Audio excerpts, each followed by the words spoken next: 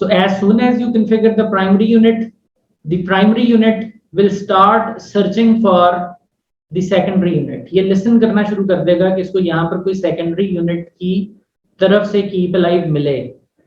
As soon as primary unit detects a secondary unit, primary unit will start configuration synchronization. Sync start हो जाएगा. ये अपनी सारी की सारी configuration जो है वो सेकेंडरी यूनिट को देना शुरू कर देगा और सेकेंडरी यूनिट और प्राइमरी यूनिट की कॉन्फ़िगरेशन आपस में बिल्कुल एक बराबर हो जाएगी. ये एक लेवल पर आ जाएंगे. Functionality wise, data plane wise ये यूनिट स्टैंड बाय हो जाएगा जो कि सेकेंडरी है. क्यों स्टैंड बाय हो जाएगा? क्योंकि प्राइमरी यूनिट जिंदा है और उसकी हेल्थ ठीक है. सो प्राइमरी के होते हुए सेकेंडरी स्टैंड बाय ही रहेगा और प्राइमरी यूनिट एक्टिव हो जाएगा. सो इस कॉन्फ़िगरेशन के अलावा जो कॉन्फ़िगरेशन है जो आपको इंटरफेसेस के लिए करनी है, आपने पोर्ट चैनल बनाना है, रिडंडेंट बनाना है, आपने VNI बनाना है, आपने फिजिकल इंटरफेस इस्तेमाल कर लेना है, वो सारी चीज उसी तरह है जो आज तक हमने प्रीवियस सेशंस में डिस्कस की है, वो उसी तरह है. बस इससे आगे फिर वो आप फ्रीली इंटरफेसेस पर करें. फर्क इतना सा है कि जो कॉन्फ़िगरेशन आप एक्टिव यूनिट पर करेंगे वो ऑटोमेटिकली सेकेंडरी यूनिट के ऊपर भी सिंक होती जाएगी, वहां पर भी वो कॉन्फ़िगरेशन होती जाएगी. ये इसका एक प्लस पॉइंट है. सिस्को राउटर्स के अंदर जब आप रिडंडेंसी अप्लाई करते हैं using any redundancy protocol like HSRP etcetera, तो वो कॉन्फ़िगरेशन सिंक नहीं करता. वो सिर्फ आपको in case this router goes down तो वो ट्रैफिक इधर शिफ्ट कर देगा. But if you configure a loopback interface on this router, ये loopback interface इस router में खुद ब खुद नहीं बन जाएगा through HSRP. वो आपको खुद से बनाना ही पड़ेगा, मैन्युअली बनाना पड़ेगा.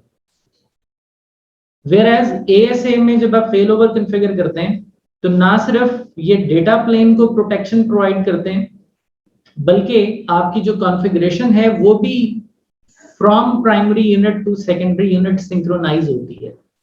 तो आप कॉन्फ़िगरेशन एक भी बॉक्स में करेंगे, दूसरा बॉक्स ऑटोमेटिकली आप समझिए एट पार है और वो उसके साथ साथ सिंक होता रहेगा. ये भी हम एक्सपीरियंस भी करेंगे. नाउ पॉइंट इज हमने अभी तक प्राइमरी यूनिट कॉन्फ़िगर किया है. एज्यूम कीजिए ये बॉक्स बिल्कुल केबल अप करने के बाद अभी पावर ऑन किए हैं और हमने प्राइमरी यूनिट कॉन्फ़िगर किया है. क्या प्राइमरी यूनिट कॉन्फ़िगर करने के बाद सेकेंडरी यूनिट में कुछ भी कॉन्फ़िगर मत करें, सिर्फ उसकी ये ईथरनेट वायर प्लग कर दें तो ये कॉन्फ़िगरेशन लेना शुरू कर देगा? ऐसा नहीं है. आपको फर्स्ट टाइम जो सेकेंडरी यूनिट है उसको फेल ओवर के लिए बूटस्ट्रैप करना पड़ेगा. फेल ओवर के लिए बूटस्ट्रैप करने का मतलब ये है कि आपको मिनिमम कॉन्फ़िगरेशन जिसका ताल्लुक फेल ओवर के साथ है वो सेकेंडरी यूनिट पे जरूर करनी है. बाकी सारी कॉन्फ़िगरेशन वो उठा लेगा प्राइमरी यूनिट से. इंटरफेसेस पर इनसाइड कौन है, आउटसाइड कौन है, वो ये प्राइमरी से ले लेगा. राउटिंग प्रोटोकॉल कौन सा चलाना है, अगर प्राइमरी पे कॉन्फ़िगर्ड है तो ये उससे ले लेगा.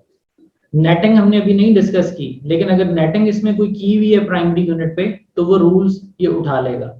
सो कॉन्फ़िगरेशन बाद में सिंक हो जाएगी, बट फेल ओवर की हद तक बूटस्ट्रैप तो आपको करना पड़ेगा सेकेंडरी यूनिट को. अच्छा जी, ये कॉन्फ़िगरेशन अगर आप देखिए तो अब ये सेकेंडरी यूनिट की है, यानी कि अब हम इसमें कॉन्फ़िगरेशन कर रहे हैं. हर चीज सेम है, कुछ भी इसके अंदर डिफरेंट नहीं है मां सिवाय इस एक लफ्ज के. Everything else is same. You can compare it. यहाँ पे 172.17.11 आईपी है तो इधर भी 172.17.11 आईपी है on the primary unit. Stand bye 172.17.17 है तो इसमें भी स्टैंड बाय 172.17.17. फर्क यहाँ पे है, इधर हम लफ्ज सेकेंडरी लिख रहे हैं, इधर हम लफ्ज प्राइमरी लिख रहे हैं. इन दो पॉइंट्स पर इस एक लाइन में चेंज है, यहाँ प्राइमरी है यहाँ सेकेंडरी है. अब इसमें ये जो गीगाबिट 0/2 है, ये आपने एक यूनिट का गीगाबिट 0/2 यूज किया तो जरूरी नहीं है कि दूसरे यूनिट का भी गीगाबिट 0/2 ही यूज करें, वो कोई और हो सकता है. बट यूजुअली हम सेम यूज करते हैं। सो जैसे ही हो जाएगा और कॉन्फ़िगरेशन करने के बाद इस बॉक्स को जो कि प्राइमरी है इसको नजर आ जाएगा सेकेंडरी यूनिट। जब आप सेकेंडरी यूनिट पर ये कॉन्फ़िगरेशन करेंगे तब नजर आएगा ये प्राइमरी को।